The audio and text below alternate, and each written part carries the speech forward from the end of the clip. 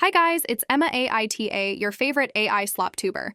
Before we jump into today's video, don't forget to hit that subscribe button and ring the bell so you never miss an upload. Thanks so much for your support. Now, let's get right into the video. AITA for refusing to let my son wear a dress to school. Even though his teacher encouraged it, I, 34 male, have a 7-year-old son named Mason. He's always been energetic, curious, and a bit of a goofball. We live in a suburb outside of Portland, Oregon, a place that prides itself on being open-minded and progressive, which I've generally been fine with. I'm not someone who gets angry about social change or whatever. Live your life, I say. I work as a contractor, and my wife, 32 female, is a freelance illustrator. We're not religious, we're not hardline political, and I wouldn't consider us strict parents. But we do have a basic rule we try to live by. Kids are kids, and adults shouldn't make things more complicated than they need to be. So when Mason came home from school a few months ago and casually said, "Mr. Shane says anyone can wear a dress," I didn't think much of it. I figured it was part of some diversity lesson, like how some kids have 2 moms or dads, or how different cultures wear different clothes. Fine, makes sense. But then, it kept coming up. Mason began asking if we could buy him a dress, not a costume, a real dress. I asked why he wanted one, and he said, "Mr. Shane says it's okay if boys want to try being girls sometimes." That made me pause. I asked what exactly Mr. Shane had told the class. Mason said they'd been doing a unit called Being Yourself, and Mr. Shane had brought in a box of clothes, skirts, feather boas, glitter shoes, and yes, dresses. The kids had a dress-up day where they could choose anything from the box, and Mason said Mr. Shane told them, "There are no boy clothes or girl clothes, just clothes." Mason said he wore a sparkly purple skirt, and Mr. Shane said I looked pretty. I felt weird about it. Not angry, not outraged, but unsettled. Let me be clear. I don't think boys trying on a dress means they're broken or that they'll turn gay or anything like that.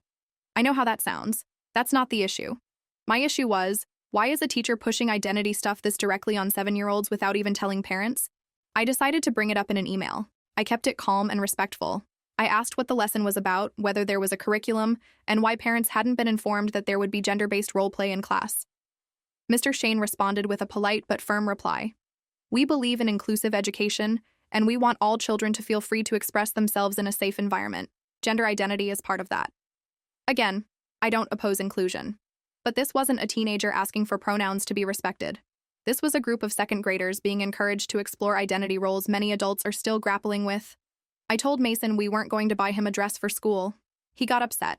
He said Mr. Shane told him he should be proud to be different, and that some parents don't understand yet. But that's okay. That pissed me off. It felt like Mr. Shane was undermining us, putting himself in the role of enlightened mentor, and us as the backwards mom and dad. When I went to the principal, she backed the teacher. Said the school had a progressive gender curriculum, that I had signed a general diversity waiver in the beginning of the year, which I now deeply regret skimming, and that the goal wasn't to confuse kids but to normalize acceptance. I asked, normalize whose definition of acceptance? Mason is 7. He also says he's a dinosaur sometimes. He believes in Santa Claus. He cried when he thought his stuffed rabbit had a cold. He's a child. And yet somehow a public school teacher decided it was his role to guide my son through gender expression. And I'm just supposed to smile and say thanks? I told the principal I wanted Mason transferred to a different classroom. She said there were no openings and that if I had an issue, I should revisit the values of the school district. The implication was clear. We're the ones who don't belong. So I went a step further. I filed a formal complaint with the district board. And that's when all hell broke loose. After filing the complaint, I received a notice that there would be a hearing with the school district board, during which I could voice my concerns. I had no idea that it would become such a spectacle. A few days later, I began noticing subtle changes. My wife, who had previously been neutral on the whole thing, started getting weird messages from a few of the parents in our son's class, some passive-aggressive, some downright hostile. One message said, "It's sad Mason isn't being allowed to express who he is. We support you if you ever decide to do what's best for him." As if we were abusing him. Another mom we used to be friendly with told us she didn't think it was safe for her daughter to come over for playdates anymore. I wasn't prepared for how quickly we became those parents. The ones fighting inclusivity. The ones supposedly trying to erase queer kids or gender expression or whatever label people wanted to throw on us. It didn't matter that we hadn't said anything remotely hateful. I never used slurs, never suggested Mason would be punished or shamed for experimenting at home, never said anything about perversion or indoctrination or any of the stuff people were suddenly accusing us of believing. All I said, all I wanted, was that it wasn't the school's place to decide our son's gender exploration should be guided by a teacher without our input. But the narrative had already turned. At the school board meeting, I spoke calmly, read from prepared notes, and reiterated that my issue was not about gender identity. It was about age-appropriate boundaries. I asked, if a teacher decided to bring in materials about sex positivity or polyamorous families, would that also fall under inclusive education? Would it be okay to let 7-year-olds wear BDSM gear in a classroom under the guise of breaking social norms? Of course, I knew that was a provocative question, maybe even inflammatory, but I wanted to point out the slippery slope. Where is the line? After I spoke, a parade of parents and teachers got up to condemn me. They said I was shaming my son, that I was planting seeds of transphobia, that I was the reason kids stay closeted and depressed. Mr. Shane gave a little speech about how Mason was a delightful child who had blossomed in an open, loving environment, and that he'd seen firsthand how empowered Mason felt in that skirt. It was like a courtroom drama where I was the villain and everyone else had already written the script. My wife cried in the car afterward. The final result? The board sided with the school. They said the lesson plan fell within the diversity waiver guidelines and that it was the teacher's discretion to create age-appropriate inclusion activities. I was told I could withdraw Mason and homeschool him or transfer him, at my own expense, to a private school if I disagreed with the methods used. So we pulled Mason out. We didn't make a scene about it. No social media rants, no blog posts. We just decided we'd had enough. We enrolled him in a small charter school about 20 minutes away. It's not some religious place, just more traditional. And guess what? He's fine. He's thriving. He still plays dress up at home, sometimes wears his mom's scarves or my oversized hoodies and pretends he's a wizard or a rock star. We don't stop him. But when we asked him a few weeks into the new school if he missed wearing dresses at school, he said, "No, I just wanted to do it that day because everyone else did." It crushed me. Because it wasn't some internal gender journey. It wasn't some urgent self-expression. It was a game, a social cue, peer behavior, normal kid stuff. And yet we were treated like monsters for not rushing to validate and extend that moment into a whole identity crisis. Now, months later, I've kept this mostly to myself. But a few weeks ago, my wife's sister, who is non-binary and very active in online activism spaces, found out what happened and confronted me. She said I was abusive, that I forced Mason back into the closet, that I probably ruined his ability to express himself safely. She called me a bigot and told my wife she was enabling my toxic masculinity. My wife, who hates conflict, just sat there quietly while I was berated in my own home. And I've started to wonder, am I really the a-hole here? Did I overreact to a harmless lesson?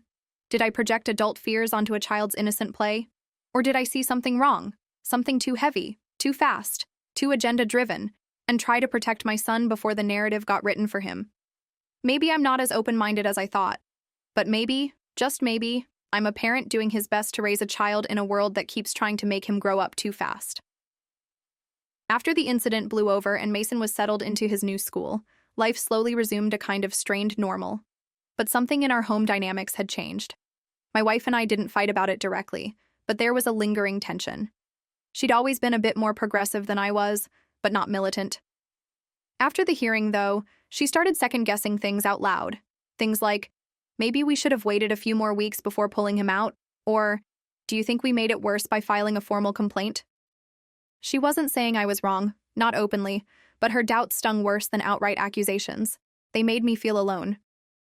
And the distance widened when my sister-in-law, Jordan, the non-binary one, decided to write a Medium post about the entire thing. She didn't use our names, but anyone in our community who knew us would immediately know it was about us. The piece was titled, "When Bigotry Hides Behind Boundaries: What It Means to Be a Trans-Affirming Family Member." It went semi-viral in local activist circles, and soon after, I stopped being invited to a couple of neighborhood barbecues and birthday parties. A man I'd known for years, another dad from soccer practice, told me straight to my face, "I didn't think you were that guy. Guess I was wrong." So there I was, that guy. And no one, not even my wife, publicly defended me. The few people who agreed with me whispered their support behind closed doors, never in the open. One mom texted me, "You were right. I also think it's weird that teachers push this stuff. But I can't say anything because my daughter wants to go to name of elite private school, and I don't want drama on my record." Even sympathy had to be confidential.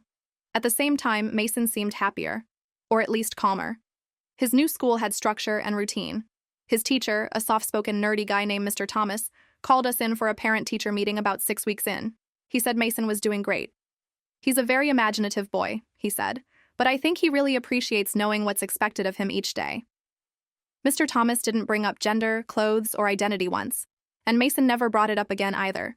He still played his games at home, still told us stories about superheroes and wizards and mystical creatures, but the whole wearing a dress to school thing vanished like smoke. That fact haunted me more than anything, because I kept thinking, if I hadn't said anything, if I had just let that moment pass without intervening, would Mason now be being referred to as they, them in class? Would there have been a transition plan in place before puberty? Hormone blockers by middle school? I know that sounds alarmist to some, but it's a real question. Not because gender identity is inherently bad, but because so many adults around kids right now want to put labels on every developmental blip and make it a declaration of identity. Let kids experiment? Sure. But don't write the script for them. That's what I still believe.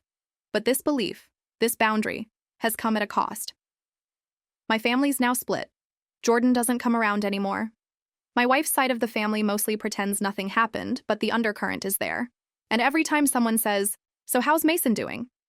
in a certain tone, I wonder if they're asking because they care or because they're checking to see if I've broken him. And online, forget it. I stupidly joined a local parenting group on Facebook and tried to bring up the issue in what I thought was a measured way, asking where others felt the line should be between inclusion and indoctrination. Within minutes, I was dogpiled. Transphobe. Toxic father. Future conversion therapist. I left the group before the moderators could ban me outright. What's maddening is that I don't hate trans people. I don't think being non-binary is wrong. If Mason grows up and tells me he's trans, I will love him, support him, fight for him. But that's his path to choose, not his teachers, not society's, and certainly not a classroom activity disguised as expression, when really it was just mimicry and curiosity. The worst moment came when Mason overheard my wife and me talking in the kitchen late one night. I didn't realize he was awake. I had just said something like, "I just don't want him pushed into something that's not real," and Mason popped his head around the corner. "Am I not real?" he asked. My heart dropped. I crouched down immediately and said, No, buddy, that's not what I meant. I mean, I want you to decide who you are. I don't want anyone telling you what that should be." He just nodded, said, "Okay," and went back to bed. But that question, am I not real, hasn't left me. Because I don't know anymore what real even means when a 7-year-old can become the symbol for a national debate in the blink of an eye. One moment, your kid is just your kid. The next, he's a case study in someone else's narrative, a pawn on a cultural chessboard. And you? You're either the loving parent or the villain. No in between. Months passed. The school year ended, summer came and went, and we settled into a routine again. I thought the whole ordeal might fade into memory, just another parenting decision that felt seismic at the time but would eventually shrink in the rearview. I thought maybe, just maybe, this would all just become one of those "do you remember when" anecdotes Mason would laugh about when he was older. But it didn't fade. The consequences lingered in subtle, persistent ways. At a birthday party for one of Mason's classmates, another parent pulled me aside. He had that look, the slightly nervous glance over the shoulder, like we were about to exchange contraband. "I just wanted to say," he began in a hushed tone, "I read the thing about you. What happened? I would have done the same. But I can't say that to anyone. My wife's in HR, we have to be really careful. But, yeah, I get it." I nodded and smiled, but all I felt was exhaustion. It was like being in a silent resistance, a whisper network of people too scared to speak their values out loud. Not bigots, not hateful people. Just ordinary parents who didn't like having their parental role usurped. Even some friends who agreed with me emotionally began drifting. Not because they disapproved, but because being associated with me now meant something. I was that guy from the district meeting, that dad who made the news even if only locally. There were certain conversations I wasn't invited to anymore, certain playdates that mysteriously didn't materialize. Meanwhile, Mason continued to thrive at his new school. He never mentioned dresses again. He started karate. He became obsessed with Lego. He went through a long dinosaur phase. In short, he did what most kids do. Cycled through interests like wildfire, changing identities every week, trying on different hats, sometimes literally, and never sticking to one long enough for it to define him. Sometimes I wondered if the whole incident had been blown out of proportion. Maybe I had overreacted. Maybe the teacher hadn't intended to push an agenda. Maybe it was just a harmless activity that my reaction blew into a controversy. That possibility kept me up some nights. I hated the idea that my own fear might have shaped Mason's world more than the original event ever would have. But then I'd remember that classroom, the sly way the teacher had responded to my concerns, the carefully curated bookshelf, the activist stickers on her laptop, the handout I later found in Mason's backpack that read, "Families come in all forms. It's okay if yours doesn't understand you yet." That was what hardened my stance again. Not because I disagreed with the idea of diverse families. We've got plenty in our neighborhood, and I respect them deeply. But because a teacher was telling my son, before he could even spell identity, that if his parents didn't validate every feeling he had, they were wrong. That kind of seed once planted grows fast, and so I stuck to my guns. But I paid the price. Our extended family started planning holidays without us. Not maliciously, not even openly, but we stopped getting included in the group chats. My wife and I went to therapy for a while to deal with the unspoken divide between us. And even though we made peace, I could tell there were parts of me she had started to wall off, the parts she labeled rigid, traditional, not quite safe. It's a strange kind of loneliness to feel exiled for doing what you believe is right for your child. When Mason entered 3rd grade, a new teacher sent out a survey at the start of the year. Please list any gender preferences or pronouns your child uses, and what identity-affirming practices we should be aware of. I left it blank. When the teacher followed up, I responded politely, "Mason is Mason. He'll tell you if anything changes." That email was met with silence. Eventually, I stopped trying to be understood. I started to understand that my role as a parent wasn't to be liked. It was to protect my kid, even if that meant absorbing anger and judgment from every direction. And Mason? He's fine. He's thriving, actually. He's got friends, hobbies, good grades. He's kind. He's funny. He's everything I hoped he'd be. I still talk to him constantly about feelings, about choice, about being open to people's differences. We read together, we debate. I let him question me, I let him disagree, but I don't let the world speak over me as his father. And maybe that's what this whole thing came down to. AITA? Because I wouldn't surrender the microphone? Because I wouldn't let a trend, however well-intentioned, hijack my son's sense of self before he even knew what that meant? Because I wanted Mason to figure it all out for himself instead of being nudged down a path that adults around him, not he, had chosen? To some, yes, that makes me the a-hole. To others, I'm a quiet hero.